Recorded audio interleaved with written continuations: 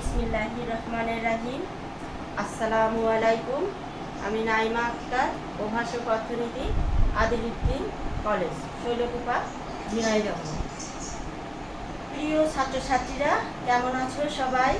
আশা করি আল্লাহর রহমতে যে যেখানে আছো সবাই খুব ভালো আছো। আলহামদুলিল্লাহ, আমিও খুব ভালো আছি। বর্তমান করোনা পরিস্থিতিতে সব কিছুর মতো শিক্ষা ব্যবস্থাও থমকে আছে। তবে প্রযুক্তির কল্যাণে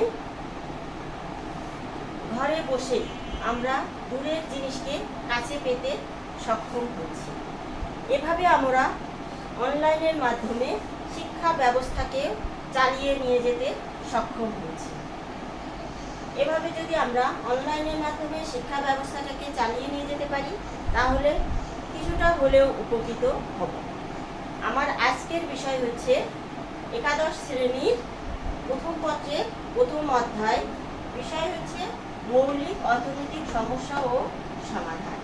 তাহলে মৌলিক অর্থনৈতিক সমস্যার সমাধান জানতে হলে আমাদের প্রথমেই জানতে হবে মৌলিক অর্থনৈতিক সমস্যা কি। মৌলিক অর্থনৈতিক সমস্যা মানুষের অভাব অসীম আর সম্পদ সীমিত। অভাব অসীম ও সম্পদ সীমিতর মধ্যে এই সীমিত অসীম অভাব এবং সম্পদ সীমিতর মধ্যে সমন্বয় সাধন করাই হচ্ছে মৌলিক অর্থনৈতিক সমস্যা। অর্থাৎ মানুষ কিভাবে অসীম অভাব ও সীমিত সম্পদের মধ্যে সমন্বয় সাধন করে তাকেই বলা হয় মৌলিক অর্থনৈতিক সমস্যা। মানুষের অভাব অসীম কিন্তু সম্পদ সীমিত। আবার এই অভাবের প্রকৃতিও ভিন্ন ভিন্ন, অর্থাৎ একটা চাহিদা পূরণ হলেই আরেকটি অভাব এসে দেখা দেয়। এই জন্য আমাদের সম্পদ যদি অনেক থাকতো তাহলে মৌলিক কোনো সমস্যা দেখা দিত না। মৌলিক অর্থনৈতিক সমস্যা মূলত দুটি কারণেই বেশি দেখা দেয়। এক হচ্ছে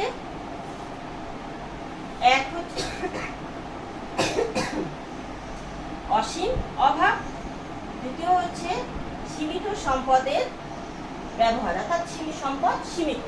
এক হচ্ছে অসীম অভাব, দুই হচ্ছে সীমিত সম্পদ বা দুষ্প্রাপ্যতা। আর এছাড়াও আর একটা অভাব দেখা দেয়, সেটা কি? সেটা হচ্ছে সীমিত সম্পদের বিকল্প ব্যবহার বা নির্বাচন। আমাদের অসীম অভাব আমরা জানতে গেলে প্রথমে জানতে হবে অভাবটা কি। অভাব হচ্ছে মানুষের দ্রব্য বা সেবা পাওয়ার যে আকাঙ্ক্ষা, তাকেই বলা হয় হচ্ছে অভাব। এই অভাবকে আবার তিনটি ভাগে ভাগ করা হয়েছে। এক হচ্ছে প্রয়োজনীয় অভাব, দুই হচ্ছে আরামদায়ক অভাব, তিন হচ্ছে ব্লাড জাতীয় অভাব। প্রয়োজনীয় অভাবটা কি? মানুষের প্রয়োজনীয় অভাব হচ্ছে মানুষের মৌলিক চাহিদা, যেমন খাদ্য, বস্ত্র, বাসস্থান ইত্যাদি। এই অভাবগুলোকে মানুষ প্রয়োজনীয় অভাব বলে আমরা বলে থাকি। দ্বিতীয় হচ্ছে কি? আরামদায়ক অভাব। আরামদায়ক অভাবটা কি? আরামদায়ক অভাব হচ্ছে নিত্য প্রয়োজনীয় দ্রব্যর অভাব যখন মানুষের মিটে যায়, তখন কিছু আরামে থাকতে মানুষ বেশি পছন্দ করে। তাহলে এই আরামে থাকার ভিতরে কি করে? ভালো মানের খাদ্য, বৈদ্যুতিক পাখা, তারপরে হচ্ছে টেলিভিশন, টেলিফোন ইত্যাদি হচ্ছে আরামদায়ক অভাবের মধ্যে পড়ে। এরপরে আমরা আসি হচ্ছে ব্লাড জাতীয় অভাব। ব্লাড জাতীয় অভাবটা কি? ব্লাড জাতীয় যখন নিত্য প্রয়োজনীয় অভাব এবং আরাম জাতীয় অভাব পূরণ হয়ে যায়, তারপরে আসে ব্লাড জাতীয় অভাব। যেমন দামি অলংকার, তারপরে হচ্ছে ব্লাড জাতীয় দ্রব্য, দামি বাড়ি, বিলাস ভ্রমণ ইত্যাদি, এগুলো হচ্ছে ব্লাড জাতীয়। তাহলে আমরা কি কি জানলাম? মৌলিক অর্থনৈতিক সমস্যা কি? আমাদের অভাব অসীম। এবার আমরা জানবো হচ্ছে সম্পদ সীমিত। সম্পদ সীমিত আমরা জানবো। সম্পদ সীমিত হচ্ছে মানুষের চাওয়া মাত্রই যদি নির্দিষ্ট পরিমাণ সম্পদ পাওয়া না যায়, তাকে দুষ্প্রাপ্যতা বলে।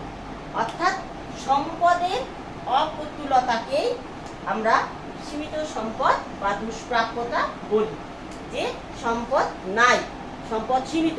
যেমন এটা একটা আমরা উদাহরণের সাহায্যে দেখতে পারি। যেমন এখানে যদি ধরি, এখানে এটা হচ্ছে একটা 1000 টাকার নোট।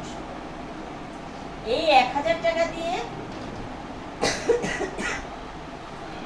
5টা বই কিনবো আমরা।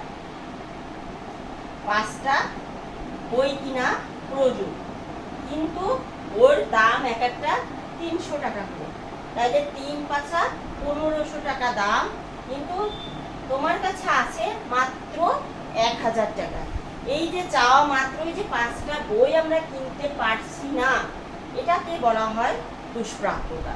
অর্থাৎ চাওয়া মাত্রই যে নির্দিষ্ট পরিমাণ সম্পদ দ্বারা পাওয়া যায় না, তাকেই দুষ্প্রাপ্যতা বা সম্পদের অপ্রতুলতা বলে। এবার আমরা আসি সীমিত সম্পদের বিকল্প ব্যবহার। সীমিত সম্পদের বিকল্প ব্যবহার বা নির্বাচন। সীমিত সম্পদের বিকল্প ব্যবহার বা নির্বাচন। অসীম অভাবের মধ্যে কোন অভাবটি সবচেয়ে গুরুত্বপূর্ণ সেটা নির্ধারণ করাই হচ্ছে নির্বাচন। আমাদের সম্পদ তো সীমিত, অর্থাৎ সম্পদ কি সীমিত বা দুষ্প্রাপ্যতা, যা মাত্রই পাওয়া যায় না, তাহলে সেই সীমিত সম্পদের বিকল্প ব্যবহার কি বলে নির্বাচন।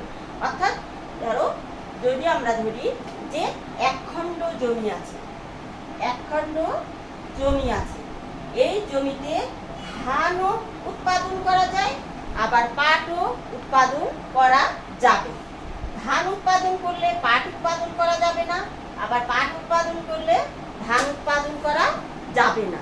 এই যে ধান এবং পাট, যে কোনো একটা দ্রব্য গুরুত্ব অনুসারে যে ধানের প্রয়োজন নাকি পাটের প্রয়োজন।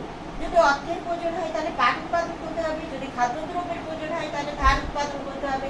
এই যে বাছাইকরণ, এই বাছাইকরণটাকেই বলা হয় নির্বাচন। তাহলে আমরা কি কি জানলাম? মৌলিক অর্থনৈতিক সমস্যাটা কি? অভাব অসীম, সম্পদ সীমিত, সম্পদের বিকল্প ব্যবহার, এই দুষ্প্রাপ্যতা এবং নির্বাচনের ভিত্তিতে অসীম অভাব, দুষ্প্রাপ্যতা, নির্বাচনের ভিত্তিতে অর্থনীতিবিদ পল স্যামুয়েলসন মৌলিক অর্থনৈতিক সমস্যা থেকে 3টি ভাগে ভাগ করেছে। কি কি? কি দ্রব্য উৎপাদন করব, কি উপায়ে উৎপাদন করব এবং কিভাবে উৎপাদন করব, কার জন্য উৎপাদন করব। তাহলে কি কি মৌলিক অর্থনৈতিক সমস্যাকে কয়টি ভাগে ভাগ করা হয়েছে? নির্বাচন এবং দুষ্প্রাপ্যতা ও নির্বাচনের উপর ভিত্তি করে মৌলিক অর্থনৈতিক সমস্যাটাকে 3টি শ্রেণীতে ভাগ করা হয়েছে। এক হচ্ছে কি দ্রব্য উৎপাদন করব। 2 হচ্ছে কি উপায়ে উৎপাদন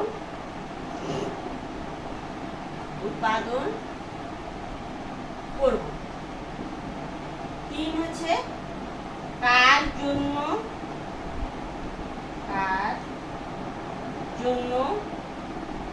উৎপাদন করব। তাহলে আমরা কি পাইলাম? যে মৌলিক অর্থনৈতিক সমস্যাকে ওই নির্বাচন এবং দুষ্প্রাপ্যতার ভিত্তিতে মৌলিক অর্থনৈতিক সমস্যাকে 3টি শ্রেণীতে ভাগ করা হয়েছে। কি দ্রব্য উৎপাদন করব, কি উপায়ে উৎপাদন করব, কার জন্য উৎপাদন করব। এখন আমরা জানবো যে দ্রব্যটা কি। দ্রব্য দুইটি, একটা হচ্ছে অর্থনৈতিক দ্রব্য আর একটা হচ্ছে দ্রব্য। তাহলে দ্রব্যটা কি? দ্রব্য বলতে আমরা এমন একটা জিনিসকে বোঝাই যার বিনিময়ে অর্থ ব্যয় করতে হয় না, তাকে বলা হয় দ্রব্য। অর্থাৎ দ্রব্যটাকে সাধারণ দ্রব্য বা মুক্ত দ্রব্য বলি। মুক্ত দ্রব্য বা সাধারণ দ্রব্য যার টাকার বিনিময়ে পাওয়া যায় না এমন জিনিস বা দ্রব্যকে মুক্ত দ্রব্য বলে। যেমন ধরি যে বায়ুতে প্রচুর পরিমাণে বায়ু পাওয়া যায়, এই বায়ুটাকে বলা হয় মুক্ত দ্রব্য, কারণ বায়ু টাকা দিয়ে আমরা অক্সিজেনটা পাই না। বাইরে গেলে প্রচুর পরিমাণে আমরা কি পাই? বায়ু পাই, আমরা এমনিতেই পাই, কোনো অর্থ ব্যয় করতে হচ্ছে না। এটাকে মুক্ত দ্রব্য বলে। আর অর্থনৈতিক দ্রব্য, অর্থনৈতিক দ্রব্যটা কি? এই বায়ু যখন মডিফাই করে অক্সিজেন সিলিন্ডারে ভরা হয়, তখন হাসপাতালে রোগীর জন্য যখন ব্যবহার করা হবে, তখন আমাদের এই অর্থনৈতিক দ্রব্য হয়ে যাবে ওই অক্সিজেন। কারণ অক্সিজেনটা তখন আমরা অর্থের বিনিময়ে কিনে রোগীকে ব্যবহার করা হয়। তাইলে আমরা দ্রব্য কি এবং অর্থনৈতিক দ্রব্য কি, দুইটা জিনিসই জানতে পারলাম। এখন কি দ্রব্য উৎপাদন করব, কি উপায়ে উৎপাদন করব, কার জন্য উৎপাদন করব, এই তিনটা চিত্রের মাধ্যমে ব্যাখ্যা করতে গেলে আমাদের মৌলিক অর্থনৈতিক সমস্যা জানতে হবে হচ্ছে জানতে হবে উৎপাদন সম্ভাবনা রেখা কি। উৎপাদন সম্ভাবনা রেখার সাহায্যে আমরা এই তিনটা দ্রব্য উৎপাদন করব বা চিত্রের মাধ্যমে ব্যাখ্যা করব। এখন আমরা জানবো হচ্ছে তাহলে উৎপাদন সম্ভাবনা রেখাটা কি। উৎপাদন সম্ভাবনা রেখা, উৎপাদন সম্ভাবনা রেখা, এটা পূর্বে সংক্ষেপে পিপিএফ দ্বারা ব্যবহার করা হতো। বর্তমানে আমরা এটাকে পিপিসি ব্যবহার করি, অর্থাৎ প্রোডাকশন পসিবিলিটি ফ্রন্টিয়ার। আর বর্তমানে এটাকে বলা হয় প্রোডাকশন পসিবিলিটি কার্ভ, অর্থাৎ প্রোডাকশন পসিবিলিটি কার্ভ। আমরা এই যদি কখনো কেউ দেখো যে পিপিএফ পিপিসি না এসে পিপিএফ আসছে, তাহলেও কিন্তু আমরা জানবো উৎপাদন সম্ভাবনা রেখাকেই বোঝানো হয়েছে। তাহলে প্রোডাকশন পসিবিলিটি কার্ভ, এই রেখাটাকে সংক্ষেপে আমরা বাংলায় বলি উৎপাদন সম্ভাবনা রেখা।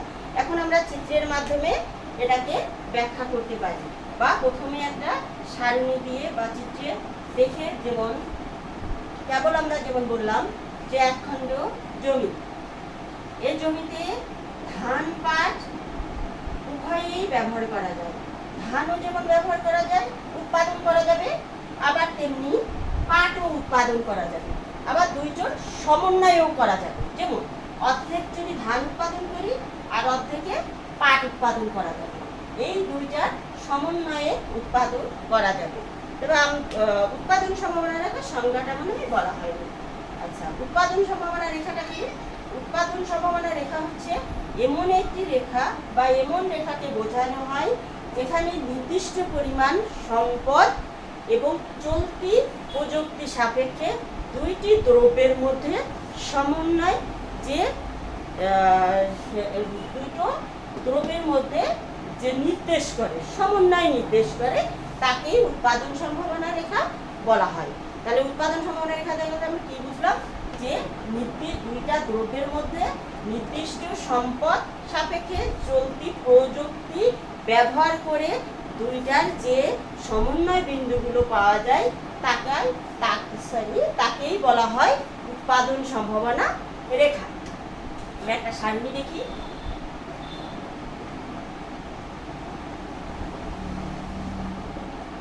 উৎপাদন সম্ভাবনা রেখা আঁকতে গেলে প্রথমে আমাদের বা সাইডে লাগে সংমিশ্রণ বিন্দু,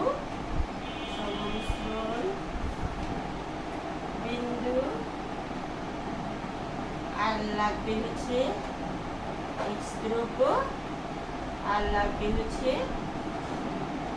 ওয়াই দ্রব্য। তাহলে এ বি সি ডি আর ই বিন্দু,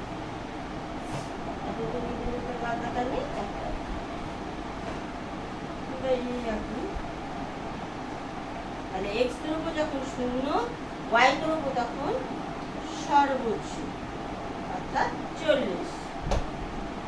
এক্স দ্রব্য আস্তে আস্তে বাড়তে থাকবে, 90, 120, 140, আর এটা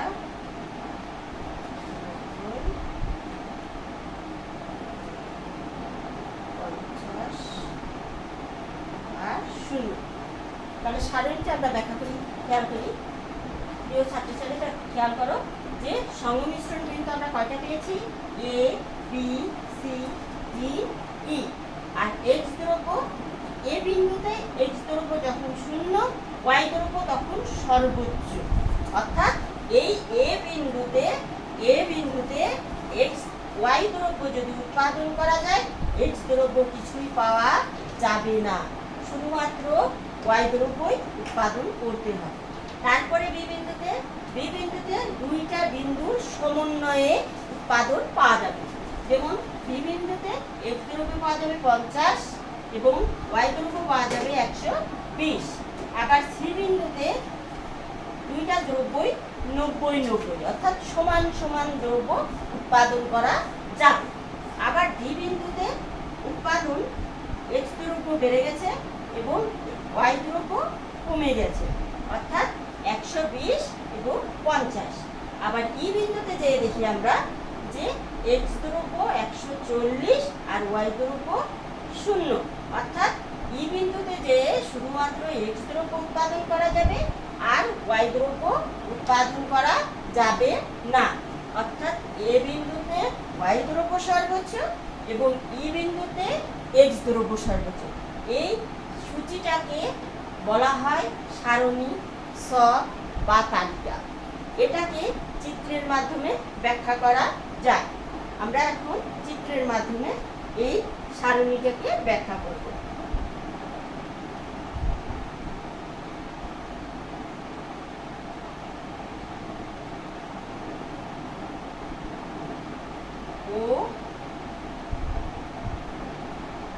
ওই এক্স হচ্ছে এক্স দ্রব্য আর ও ওয়াই হচ্ছে ওয়াই দ্রব্য। এখন এক্স দ্রব্যে কি কত কত আছে? 50, 90, 120, 140। তাহলে 50, তারপরে আছে কত? 90, 120, তারপরে 140। এই সাইডেও সেম এক, অর্থাৎ 50, 90, 120 আর 140।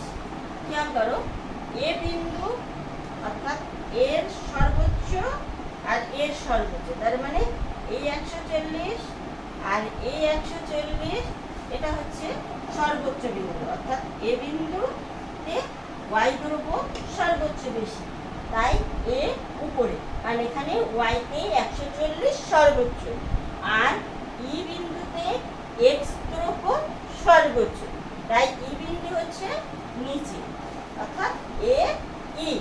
এবার খেয়াল করি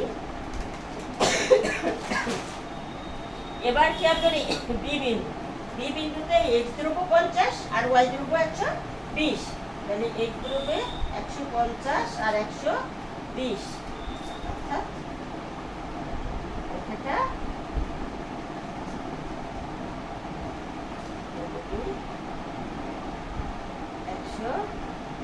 120। তারপরে রেখাটা এটা 90, এটা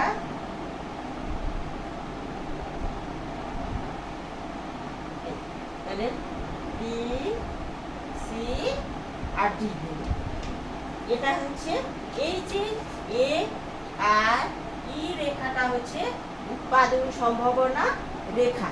এই এ এবং ই হচ্ছে উৎপাদন সম্ভাবনা রেখা এবং বি, সি, ডি, এ, বি, সি, ডি, ই এর প্রত্যেকটা বিন্দুতে দক্ষ উৎপাদন করা সম্ভব। কারণ এ বিন্দুতে ওয়াই দ্রব্য সর্বোচ্চ পাওয়া যাবে, এক্স দ্রব্য তখন 0। বি বিন্দুতে 120 হচ্ছে ওয়াই দ্রব্য, এক্স দ্রব্য 50, সমন্বয় দুইটা বিন্দু। অর্থাৎ উৎপাদন সম্ভাবনা রেখাকে পাইতে গেলে আমাদেরকে দুইটা বিন্দুর সমন্বয় বিন্দু রেখায় যে রেখাটা পাওয়া যাবে তাকেই উৎপাদন সম্ভাবনা রেখা আমরা বলি। তাই প্রত্যেকটা বিন্দুর সমন্বয় বিন্দুগুলো যোগ করে যে রেখাটা পাচ্ছি এটাই হচ্ছে উৎপাদন সম্ভাবনা রেখা। আবার সি বিন্দুতে খেয়াল করো যে এক্স দ্রব্য 90 আর ওয়াই দ্রব্য 90, অর্থাৎ সমান। অর্থাৎ এই দুইটা বিন্দু, এই উৎপাদনটাকে বলা হয় কাম্য উৎপাদন ব্যবস্থা। এই রেখাটাকে বলা হয় পিপিসি, অর্থাৎ প্রোডাকশন পসিবিলিটি কার্ভ। এফও বলে, ফ্রন্টিয়ারও বলে, একই জিনিস। অর্থাৎ প্রোডাকশন পসিবিলিটি কার্ভও বলতে পারে, আবার প্রোডাকশন পসিবিলিটি ফ্রন্টিয়ারও বলা যায়। তাহলে আমাদের উৎপাদন সম্ভাবনা রেখা আমরা মোটামুটি বুঝলাম। এখন তোমাদের কোশ্চেন কিভাবে আসে? কোশ্চেন হয় যে এরকম একটা সারণী দেওয়া থাকলো,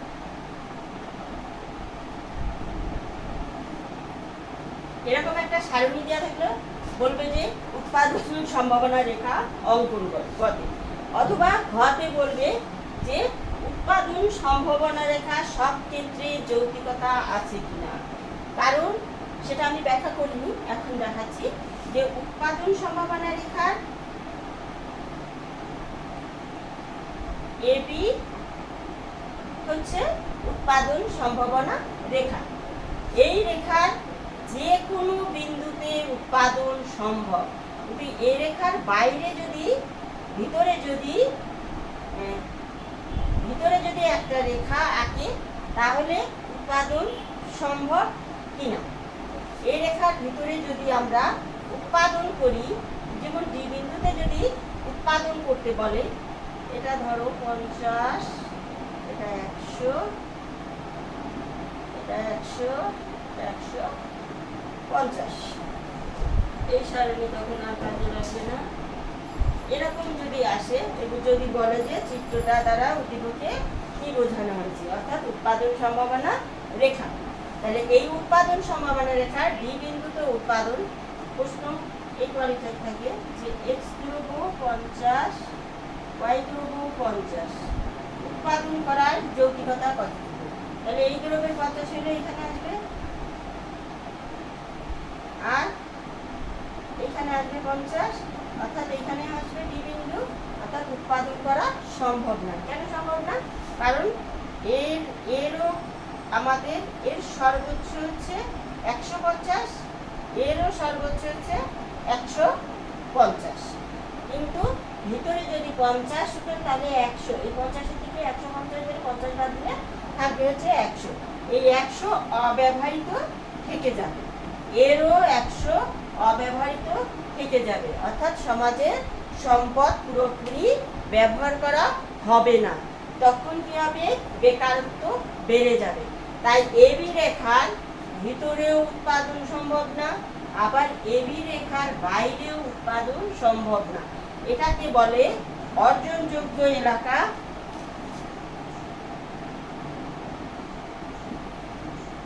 এটাকে বলে অর্জনযোগ্য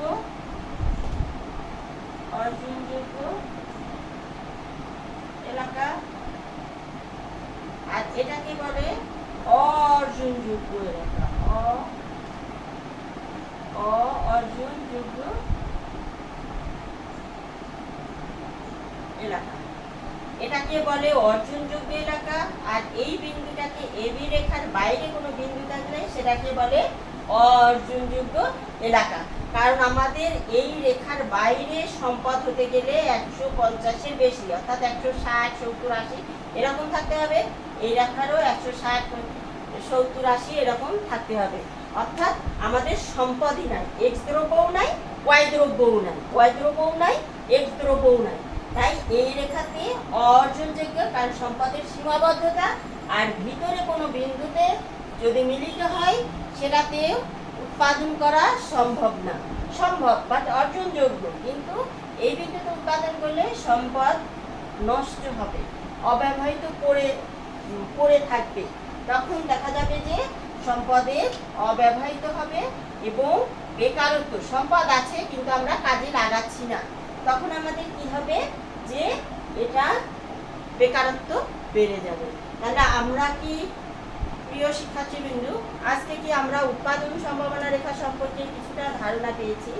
কারোর যদি কোনো সমস্যা হয়ে থাকে আজকের বোঝানোতে, তাহলে তোমরা কমেন্ট বক্সে লিখে জানাও। আমি আগামী ক্লাসে আবার উৎপাদন সম্ভাবনা রেখা আলোচনা করব, আর তা না হলে পরবর্তীতে আমি সুযোগ ব্যয় আলোচনা করব। যদি উৎপাদন সম্ভাবনা রেখা সবাই বুঝে থাকো, তাহলে আগামী ক্লাসে আমরা সুযোগ ব্যয়টা নিয়ে আলোচনা করব, যা মৌলিক অর্থনৈতিক সমস্যার মধ্যে।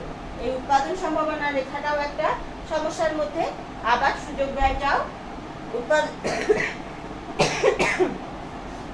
সমস্যার মধ্যে। কারণ এই যে সম্পদ কোন বিন্দুতে উৎপাদন করবে, কতটুকু উৎপাদন করবে, এটাই মৌলিক অর্থনৈতিক সমস্যা, অর্থাৎ উৎপাদন। এই জন্য আমাদের উৎপাদন সম্ভাবনা রেখাটা জানা খুব জরুরি। ওই তিনটা, কি দ্রব্য উৎপাদন করব, কি উপায়ে উৎপাদন করব এবং কার জন্য উৎপাদন করব। তো সবাই আজকে ভালো থাকবা, সুস্থ থাকবা। আগামী ক্লাসে সবাই দেখে আসবা আর কি ক্লাসে।